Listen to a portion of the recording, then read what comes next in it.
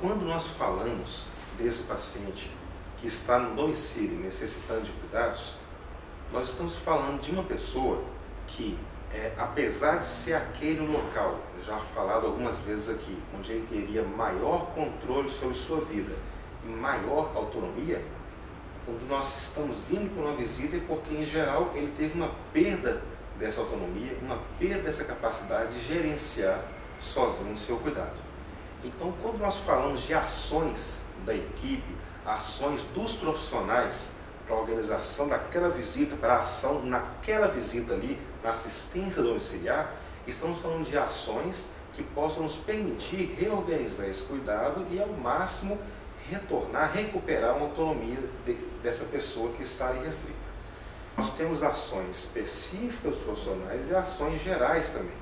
Nós temos necessidade de identificar quais são os facilitadores, quais são os dificultadores, quem são os parceiros para a organização desse cuidado. Então, muitas vezes é feito um processo de abordagem familiar com instrumentos próprios de abordagem familiar para conhecer como que essa família se organiza e como que ela vai se haver com o cuidado com aquela pessoa. Quem, afinal de contas, organiza as refeições, quem organiza a medicação, quem está próximo daquele paciente, quais são as fontes de prazer daquela pessoa, restrita por alguma razão, mas o que faz sentido na vida dela. Isso são ações e entendimentos, são posturas de todos os profissionais da equipe. E, a depender das necessidades para evitar maiores perdas e recuperação de alguma autonomia, temos aí tarefas, funções, atividades de cada categoria profissional, de cada um que pode contribuir com a organização desse cuidado. Então, a gente, dentro do domicílio, a gente tem que perceber esse sujeito dentro de um contexto e não se até ao quadro clínico, mas também as relações que ele estabelece com a família, com o ambiente, com as outras variáveis dentro do domicílio, renda. Sim, para planejar o cuidado de uma forma realista,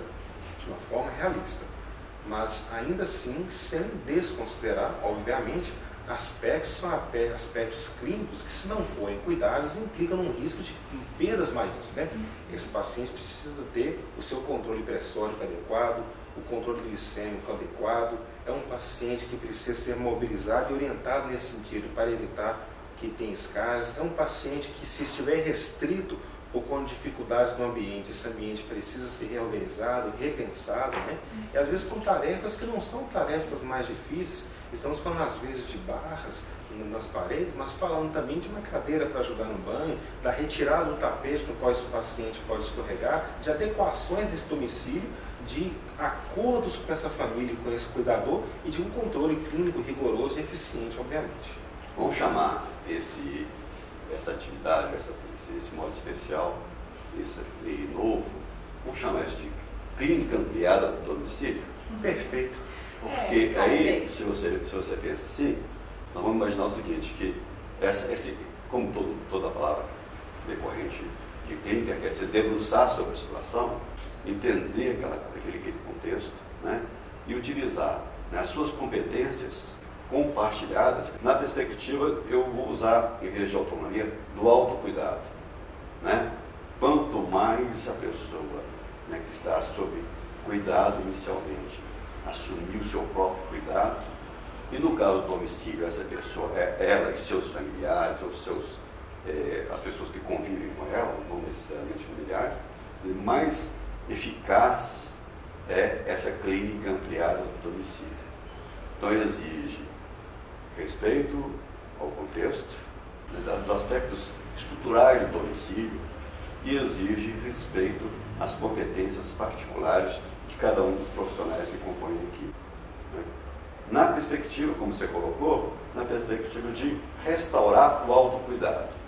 Mas sempre lembrando que no domicílio, em algumas circunstâncias, o autocuidado, né, daquela pessoa em particular, ela depende, né, da cooperação também de outros familiares. Então é uma situação muito rica de atividades pessoais, que são aquelas mais informais, mais cotidianas das pessoas que estão no domicílio, aquelas até mais tecnicamente conformadas dos outros profissionais que se dispõem a fazer a clínica ampliada no domicílio.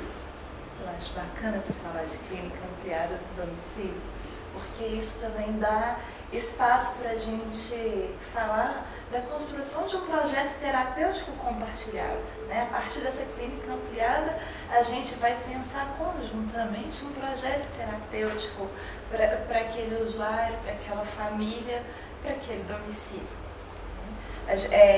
Considerando essas variáveis todas de indivíduo, ambiente, família, as relações que vão bem trincadas aí, se estabelecendo entre essas variáveis, a gente consegue pensar um eixo norteador do cuidado, né?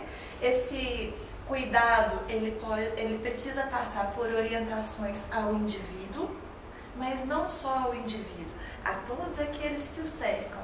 E conclamar mesmo, venham para o processo de saúde daquele sujeito ali. Fazer esses contratos com essa rede de contatos e respeitar os contratos que já estão existentes ali. Quando a gente chega num domicílio, já tem todo um modus operandi daquele domicílio, um monte de regras ditas e não ditas, que a gente precisa se dar conta delas e respeitá-las.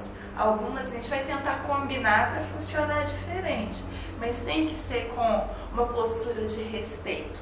Se a gente chegar impondo, falando é assim que tem que ser feito, desse jeito está errado, aí eu acho que já complica para a gente conseguir trazer esse usuário para um fazer compartilhado. As pessoas querem melhorar para cuidar delas mesmas e cuidar de suas vidas, não para satisfazer a equipe e os profissionais. E sem dúvida que, ampliando mais ainda o que você estava falando, essa rede não é só a rede, tipicamente aquela rede de apoio à saúde, mas também são outros elementos do território que compõem a rede, né? Que nós vamos entrar no conceito que a gente está sempre, que é o conceito de intersetorialidade. Você pode ter, num determinado território, você pode ter o apoio de um grupo religioso, você pode ter apoio da escola, né? De associação comunitária, da academia da cidade, que pode alguma vez se debruçar também sobre o domicílio, do conselho tutelar, né? Das pessoas que estão preocupadas com os direitos dos idosos, os direitos das pessoas com um tipo de incapacidade, deficiência. Tudo isso é possível ser articulado, ou deveria ser articulado, numa perspectiva intersetorial, de transporte, né? Do transporte das pessoas, de alimentação e até, num aspecto muito comum, a série de farmácia, né? Até do medicamento em si, que é preciso às vezes ser disponibilizado no domicílio de uma forma imediata, necessária, mas também com uma disponibilidade que é possível para aquele grupo familiar. Então, essa relação interprofissional, essa multiprofissional, essa relação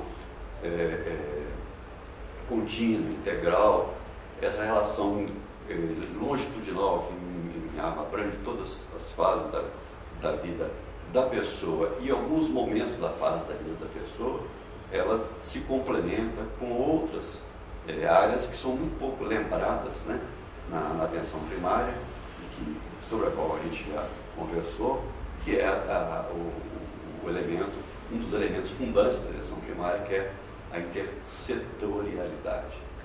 Não foram poucos os momentos que, realizando o serviço de assistência domiciliar, pude me deparar com situações do tipo: o medicamento a ser escolhido era muito simples, a atividade, a orientação realizada pela fisioterapeuta era muito objetiva, mas não fossem outros atores envolvidos, pastoral da saúde, ou conselho tutelar, comunidade para ajudar na organização, a ter um domicílio e para conseguir envolver a família e conversar, não fossem outros atores juntos nessa história, o cuidado não conseguiria ser organizado, as pessoas não conseguiriam melhorar, a gente não conseguiria ter sucesso no trabalho realizado.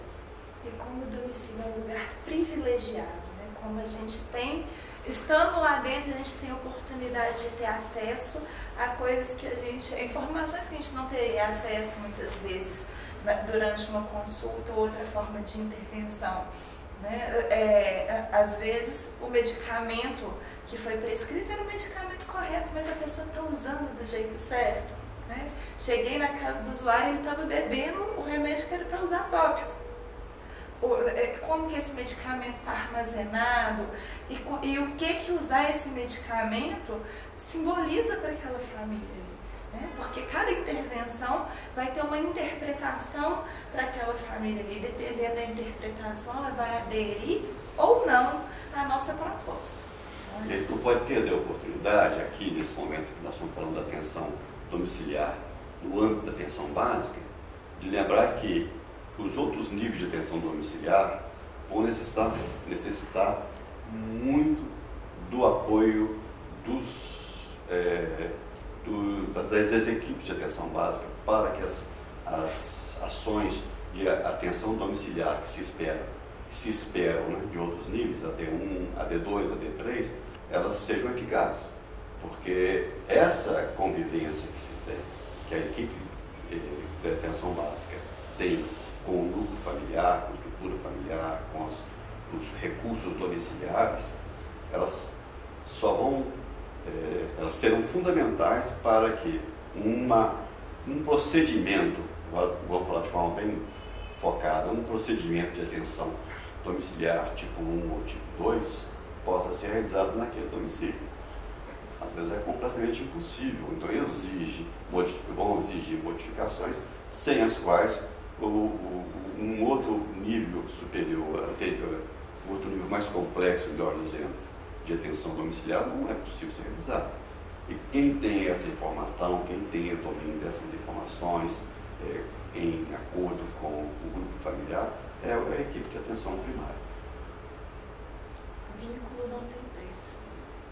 E vínculo é inapreciável, porque não tem como apreciar, né, sem viver o que é um vínculo que se estabelece nesse âmbito da atenção básica. Me preocupa, eu vou falar então dessa forma, me preocupa a atenção domiciliar de outros níveis, né, sem passar pelo vínculo que é estabelecido na atenção básica. Não é simplesmente chegar e instalar um procedimento. Em todo o sistema de rede, seja ele rede de atenção clássica, seja ele rede de atenção domiciliar, a equipe de atenção primária sempre deve ser coordenadora, com risco dessa rede corromper totalmente os seus liames e ficar sempre como pontos soltos no espaço. Talvez seja uma frase muito pesada, mas me preocupa muito quando se quando se focam os pontos da rede sem levar em consideração que existe uma articulação que é coordenada pela atenção primária. Bom, não poderíamos, ao falar de atenção domiciliar, deixar de falar do agente comunitário de saúde. O agente comunitário de saúde ele assume um papel fundamental, nuclear na equipe, porque é aquele que conhece a comunidade. Quando falamos de priorizar e conhecer e saber como organizar essa atenção, as informações vêm para a equipe, é a partir desse agente comunitário de saúde, que precisa estar preparado para ter esse olhar especial e que, ao trazer, é com a equipe começa todo o processo de organização, se a equipe vai até aquela casa, se entra naquela casa, porque essa permissão para chegar até ali ela é solicitada pelo agente de saúde, que conhece aquela comunidade, que está próximo dali, que mora ali, é a partir dele que toda essa atenção é organizada. Não fosse o agente comunitário de saúde, talvez pudesse soar e pudesse ficar quase que agressiva essa entrada na vida das pessoas. É a partir desse profissional fundamental na organização do cuidado é que nós podemos traçar todo um plano, todo um itinerário mais adequado para aquele paciente, para aquela família. A gente mencionou, né, que dentro da clínica ampliada domiciliar, que cada profissional tem o seu saber e tem a sua contribuição para dar. O agente comunitário também tem a contribuição dele para dar, também tem o saber dele para agregar ali. O importante é a gente não empurrar essa responsabilidade só para o agente comunitário, a gente compartilhar essa responsabilidade junto com ele. A atenção domiciliar não é o agente comunitário que faz, é a equipe de saúde da família quem faz junto com o agente comunitário. E ampliando ainda mais o âmbito dessa importância do agente comunitário de saúde, mesmo nos níveis de atenção domiciliar mais complexos, de complexidade tecnológica especialmente, o agente comunitário de saúde continua sendo nuclear. É ele que está em contato direto com o domicílio, porque ele é uma pessoa residente no território, residente até na microárea. Ele é que vai ser o ponto de referência para informações e para contatos necessários, de programados ou urgentes com os profissionais das equipes de atenção domiciliar de nível 2 e de nível 3.